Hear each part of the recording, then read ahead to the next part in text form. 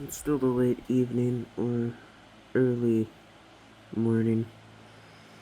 I just started getting up primarily because the cats wanted attention, and my mom came and got me and told me that I needed to babysit because they misbehave when they're not getting affection. So I woke up. Now they're doing pretty good. I woke up and I gave them pets, and then I went back to bed. But waking up and going back to the bed is the first step in actually waking up for people who are neurodivergent sometimes.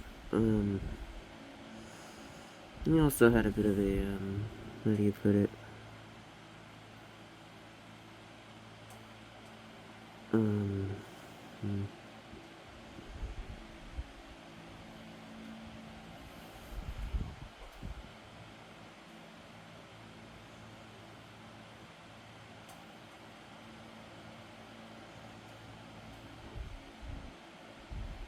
I realized I wasn't relaxing as effectively as I could be.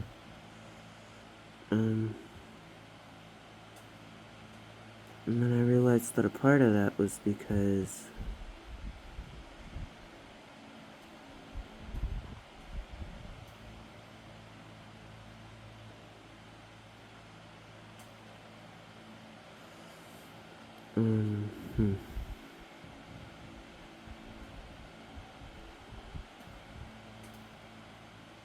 it may look like I'm zoning out, but I'm actually trying to find words.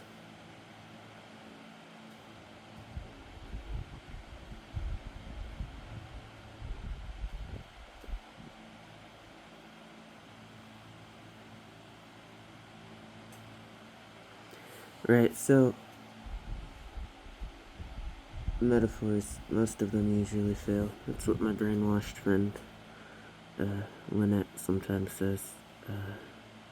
She's quoting some weird cult leader guy when she says that, though, so I don't know if I 100% believe her.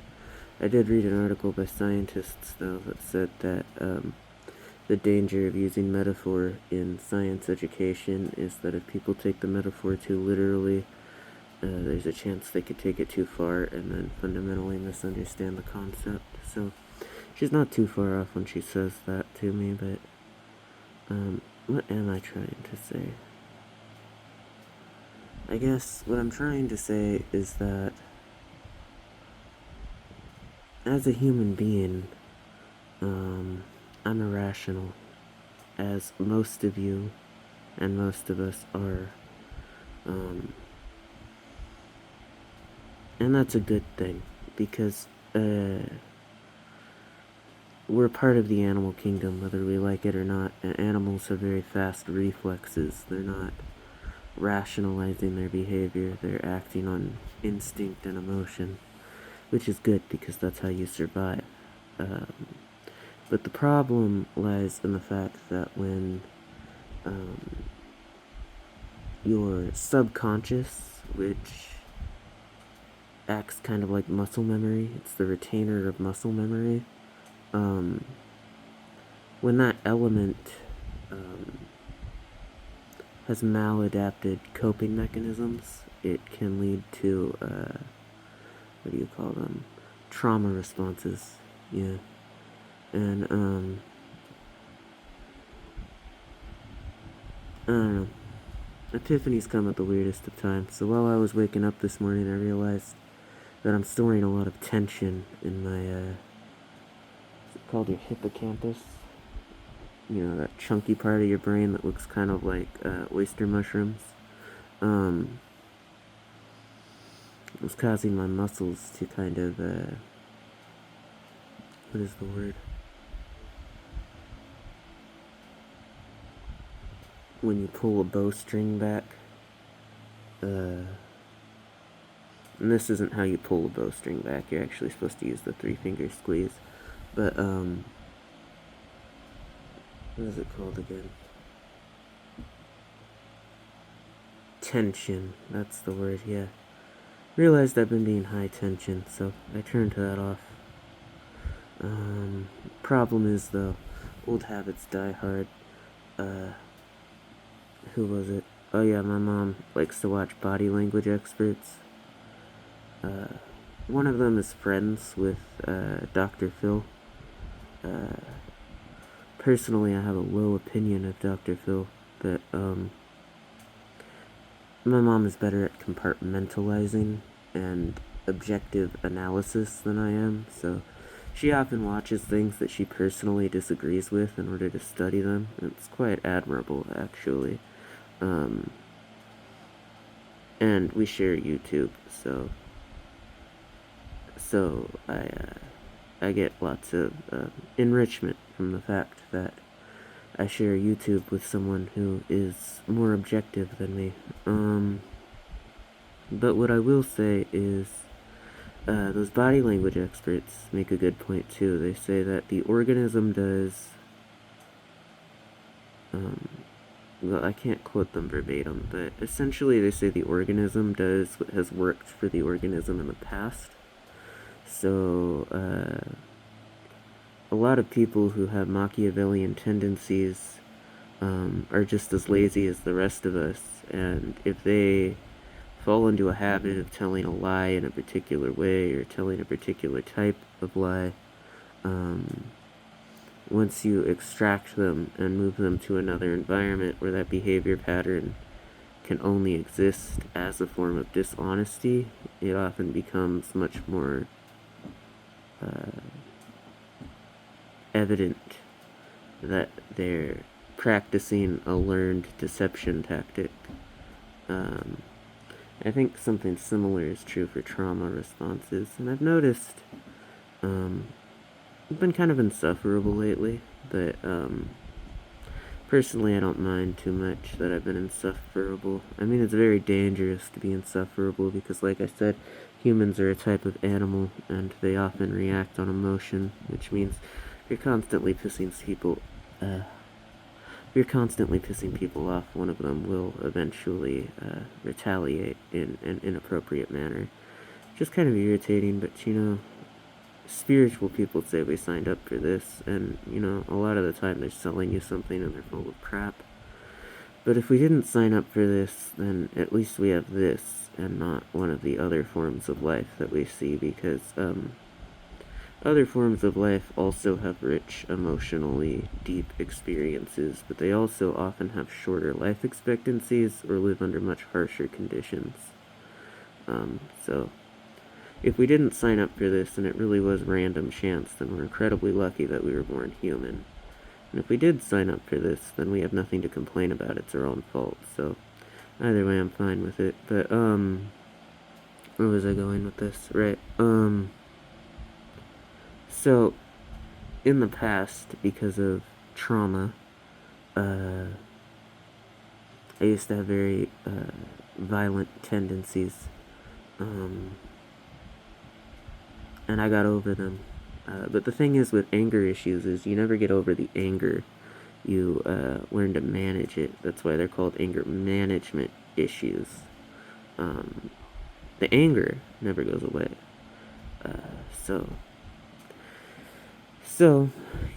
life's journey. It's taken me a long time, but I am slowly transitioning from small hyperactive child to very traumatized, slightly larger, small hyperactive child to very edgy teen who thinks they can beat everybody up to teen who kind of gets it and is functional in society to young adult who has lots of baggage to regular adult who is very dysfunctional but learning how to not be a complete insufferable jerk. So, life, it happens. But that's the thing though, man. As living creatures, change isn't optional, it's mandatory. Even if your personality stays stuck, your genome is constantly changing. I mean, not in a way that's healthy, but what is cancer but a mutation? And eventually old people do get cancer, so that just goes to show you that we're constantly mutating and changing, whether it's how do you put it, a good mutation or a mutation that will land us in the hospital. Change isn't optional, change is mandatory. So you may as well take advantage of that fact to become a better person. And so yeah, just kind of to recap, had an epiphany that I was storing a lot of tension, just kind of in my general demeanor. Now I feel calmer than usual because I turned it off, but old habits die hard, so I'll probably recidivize. It'll be a bit of an oscillation. Might not be able to stabilize it, but effectively I've forced an altered state of mind on myself without taking medication. I just kind of, in order to deal with my anger issues, I learned how to meditate. So, and then I wanted to learn astral projection at one point in my teens, but all I learned was lucid dreaming. I say that like it's a loss, but lucid dreaming is pretty cool, so yeah, so I just realized I believe the term is machismo. The fear of showing weakness makes you a bit of an asshole, so I just turned that off.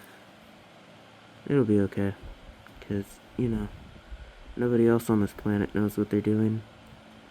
I recently heard in the news that, the young adult who tried to assassinate the president most recently was actually a supporter of the president. So mental health is a huge problem in this country. It is everywhere, but this country has crumbling social infrastructure, and even though we don't have tofu dregs, our roads are also very torn up. But to be fair, we have a lot more road than a lot of other countries, so no judgment. It's cool. What am I gonna say though? Right, so he was a supporter of the guy that he shot at because he probably missed on purpose, which is horrible because a guy died behind the president when the shooter was trying to assassinate him. But apparently he was a supporter of the former president, Donald Trump. He was just part of one of those message boards where they were like, man, we could really ensure that he gets elected if only someone would try to assassinate him. And then I guess like mental gymnastics and drama. I don't know, man.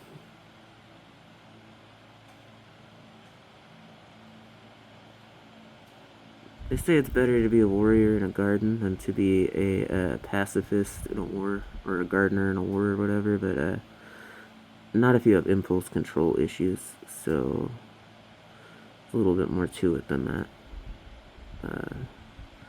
Because like we were saying earlier, most metaphors fail. So yeah, it's just interesting.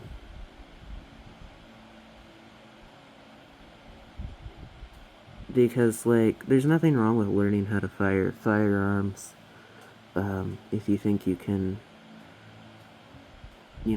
not be a horrible person.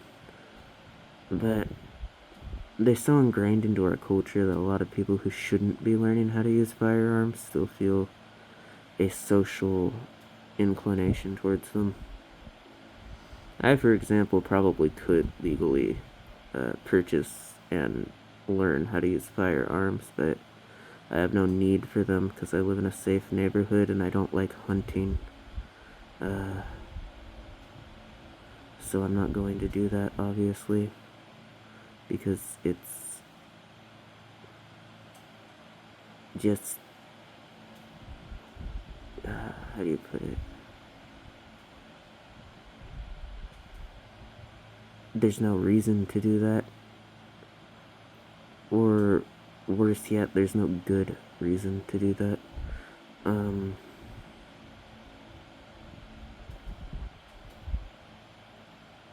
So Yeah.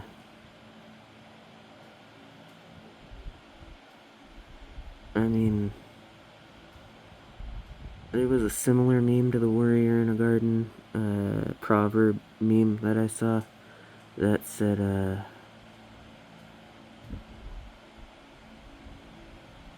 it basically said, if you're strong and you're kind, then you're good. But if you're weak and kind, then you're just harmless, or something stupid like that. I don't know. I think strategic harmlessness is something we shouldn't stigmatize, because, you know, some people have unhealthy trauma responses, so they should seek becoming harmless in order to have personal growth.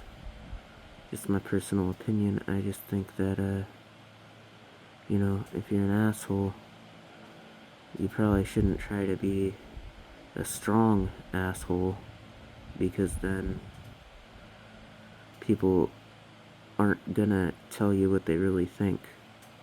Whereas if you're a weak asshole, people are definitely gonna tell you what they think. So, and you want to hear what other people think, because it'll help you improve yourself as a person.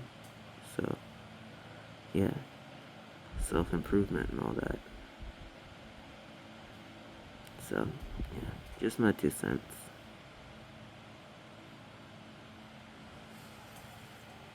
Because, like I said, man,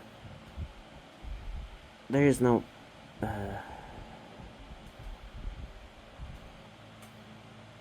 right. So chess is called a solved game because, solved game, because if you have the correct playbook and you get to move first, you can ensure that you win. But life is not a solved game. Some people say that life isn't a game. I don't think those people know a lot about games. Life has clearly defined goals, so it very much is a game. Okay, the goal is to not die. The bonus content is to reproduce, and if you can live comfortably, that's also an incentive to not die. So, no, life very much is a game. It's just, it's not like a competitive game. It's a cooperative game, like like The Sims, or like Dwarf Fortress, or like a colony builder. Like yeah, no. If you, well, I mean, it gets more complicated when you think about it in terms of society. A lot of people confuse life with life as a human.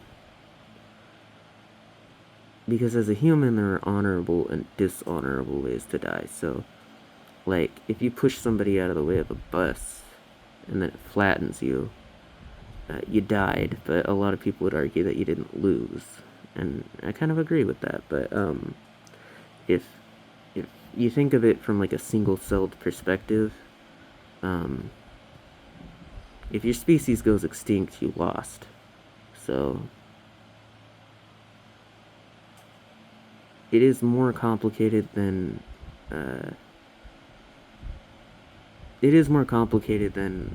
survive to win, and if you die you lose. But it is still a game. It has clearly defined goals. And to be fair, games don't even need clearly defined goals. Like Minecraft, technically the goal is to beat the Ender Dragon, but a lot of people just like to build houses in it. So yeah, I disagree. I think that life is a game, but a lot of the people who go and commit egregious crimes after saying that, they believe that life is like a violent game, whereas I believe life is like a farming simulator. So life is definitely a game. It's just a cozy game. A cozy game that gets dark sometimes, but it's still a cozy game. Alright, on TikTok, I sped this up, so the tone is probably altered. And on YouTube, as you watched 20 minutes and counting of my crazy thoughts as I'm like half asleep and getting out of bed. Wow, thanks. I don't really want to be successful on this platform, but if you genuinely care about what I have to say, then like and subscribe, I guess. Jeez, wow, flattering. I am predisposed to being a jerk, though, so it's okay if you unlike and unsubscribe at some point. Yeah. There was a time like 2 or 3 years ago when I was like making lots of friends, but then I found out that our friendship was pretty superficial. I think like 2 or 3 of them were people that I was interested in dating, and we met on a dating site, so they knew that. And then like 2 or 3 of them were like scammers that I didn't know were scamming me at the time, because I had an addiction to spending money on Fiverr, because I'm creative, but I also have stamina issues. And then one of them just turned out to be like we had a lot of superficial interests in common, like mathematics and set theory and game theory, in the sense of like the weird psychological thing, but also game theory in the sense of MatPat. We did one of the MatPat ARGs together a while back, but then they revealed something pretty dark to me, and they were not remorseful at all. So I blocked them, and that was an act of mercy, because they were not a good person. And that's how I lost all my friends. But to be fair, I didn't lose all of them. I still have a couple ones that are pretty close. Just, you know,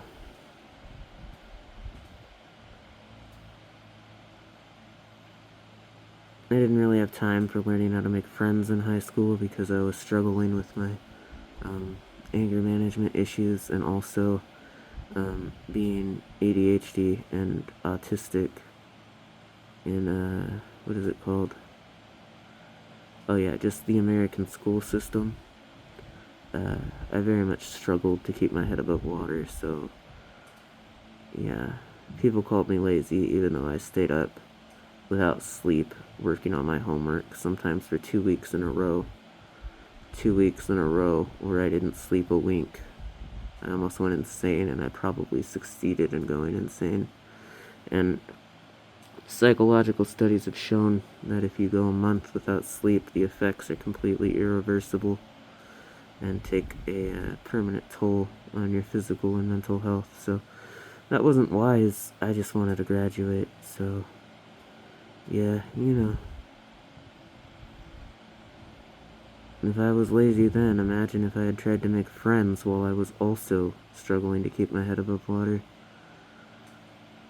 Yeah, very toxic educational system.